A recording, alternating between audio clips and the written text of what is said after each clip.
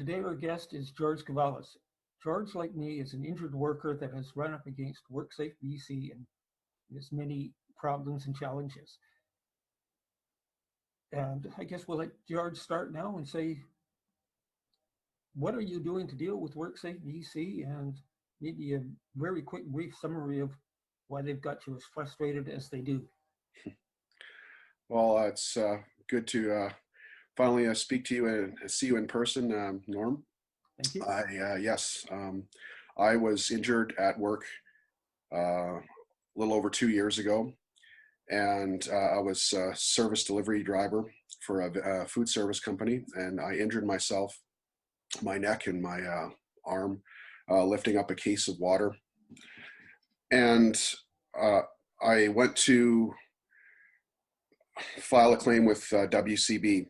And like you, I was subjected to a lot of different games and tactics to reject and deny my claim. After 3 months, I received a phone call from my case manager stating that my claim had been rejected because of car accidents I had 20 years ago where I injured my lower back. And I tried to explain to her that my injury was nothing to do with my neck injury, my current neck injury, and that my lower back was a different part of the body, different time. And that for the last 15 years, I hadn't seen a doctor. I was perfectly healthy. I even got a note from my employer stating that I was injured at work. And her exact words were, "It doesn't matter," and that doesn't mean anything. So for the last 2 years, I've been trying to get WCB to open up my case. I've hired a couple of lawyers, and unfortunately that has not gotten anywhere. One thing I've learned in my travels is that lawyers are very good at taking your money and saying they're going to help you. Unfortunately, that the reality is the way the deck is stacked with the WCB system, as you well know, Norm, that it's usually it goes nowhere. So now I'm trying to get them to reopen and dealing with the Fair Practice Office as the ombudsperson, and still not getting anywhere, not getting much for responses right now. And they even have a larger reason and excuse not to get back with everything that's been going on outside of the real world. And now I'm continuing to work and do advocacy for the BC Human Rights Organization, and to fight for injured workers like yourself, like myself, to make sure that there's policy change and that myself or yourself or no one else has to deal with the denial of medical treatment and wage loss benefits and their pensions cut off ever again. That sounds pretty much. What do you hope to accomplish through human rights? Yeah, like I said, just to make sure that going forward that we have proper policy change, and that every injured worker has the right to due process, something that's in the criminal code that's should be a basic human right. Even the worst criminals in the world who commit the worst acts have their day in court and the right to due process. And I think that is something that all of us should have, and is written in the criminal code that we should have, but unfortunately it has been denied. And also to make sure that our government and our politicians enforce their own laws. The Charter of Rights and Freedom states that in Section 15 that all individuals shall not be discriminated upon based on mental or physical disability, and that those rights have been trampled on, as you well know, and as many people out there I'm sure well know, and that going forward that this ceases to exist. This has been going on for 2 decades or more with a lot of people's case, and it needs to stop. It does. Are you hoping other people will join with you and, shall we say, go to your website and get them their information and get you their information, and, shall we say, as a group, be able to go forward to explain to politicians and WorkSafe that there are many of us out here that are not being treated well with WorkSafe and we need changes? Yes, I think a lot of a lot of us are starting to get together and starting to see more people all over the province. You know, there's people that we have from Cranbrook, Prince George, the island, like yourself, Kamloops, Kelowna, all over the province that have been injured workers in all different fields and occupations and vocations, and all different types of injuries that have been neglected. First responders that have PTSD that seem to get cheered on every night at 7 o'clock as heroes. But unfortunately, if you're an injured worker, that doesn't mean anything as far as WCB and their bottom line. And that once you're injured, very little chance you have to get compensation or to get any kind of medical treatment. Denied people on the downtown east side that are addicted to opioids and that that were rejected by the system because they need, you know, painkillers in order to get by and survive, and that have lost their homes. That has to stop, and that's basically what, you know, my goal, my mission is going forward, is to make sure that this doesn't happen to anyone ever again. And as a first world country, as Canada, we should be better than this. That's definitely my feeling too. That you should mention we're recording this on May 5th, 2020. Approximately a week ago today, WorkSafe BC had their injured and dead workers memorial, making a big thing about how they were looking after not just injured workers that were killed on the job, but injured workers as well. And frankly, it bothered me to see that they're saying all the right words. Unfortunately, it's not going into practice with injured workers. That I know you're aware of several of the recent studies looking into WorkSafe BC. Do you have some comments about those recent reports that we know the minister has, and nothing seems to be done with WorkSafe at this time? Yes, it's always sort of disingenuous when WCB has the opportunity to say they want to do things, or they want to help the injured worker or work with injury prevention, and their actions are the exact opposite.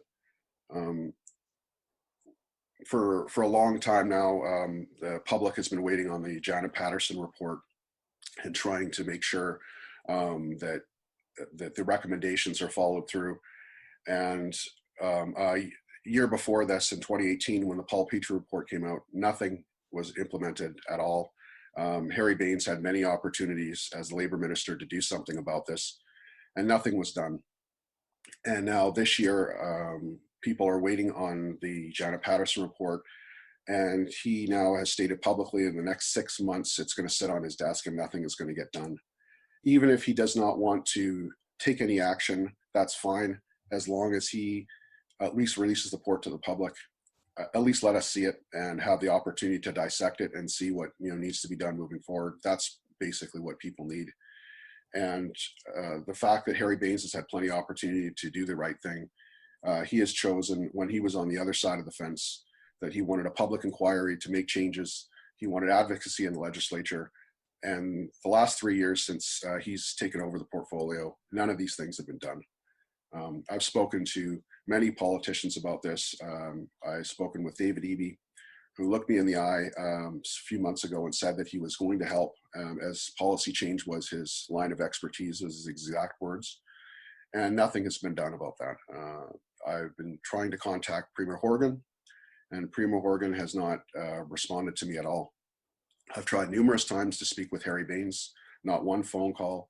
In fact, many constituents, including ones in his riding, when you do try to contact him, he has called the police on you and basically just shooed you away. So he has done zero to help injured workers since he's taken over the portfolio in the last 3 years. It seems some MLAs are willing to help. I know, well, yours, I think, has tried to help a bit. My MLA, when I spoke to him about WorkSafe BC, told me it'd be illegal for him to do anything to help me. I do have, was present when Harry Bains asked the minister at the time, the previous minister, for assistance for one of his injured workers. He asked for it, so I'm a little puzzled why it's illegal if MLAs help me now. Have you found that your MLA has helped you at all?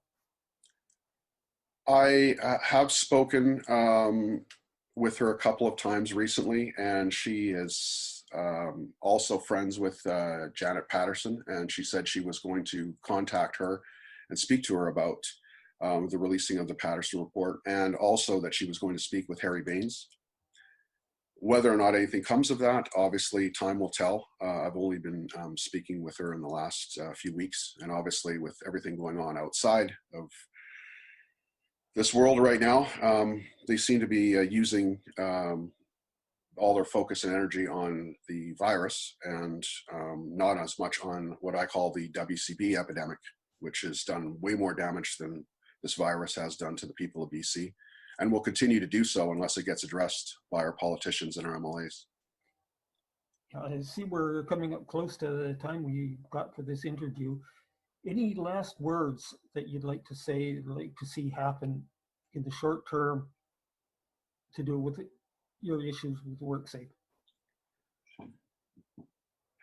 I would like anybody who can listen to this interview, or anyone out there who can hear my voice, that's been a victim of WCB or WorkSafe BC, to contact the BCHRO.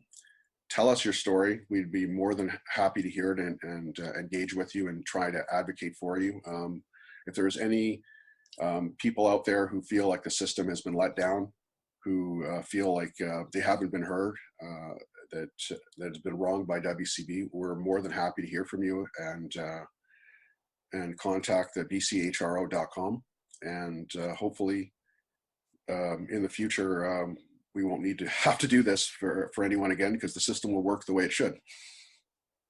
And you, of course, really would like to see the Janet Patterson report released as soon as possible. Yes, as I stated earlier, the Janet Patterson report we'd like to see going forward. We like to see a public inquiry in terms of like they've done with the money laundering with David Eby a couple of months back, and also like to see advocacy in the legislature, because we're not getting that from Harry Baines of the Labor Ministry at all.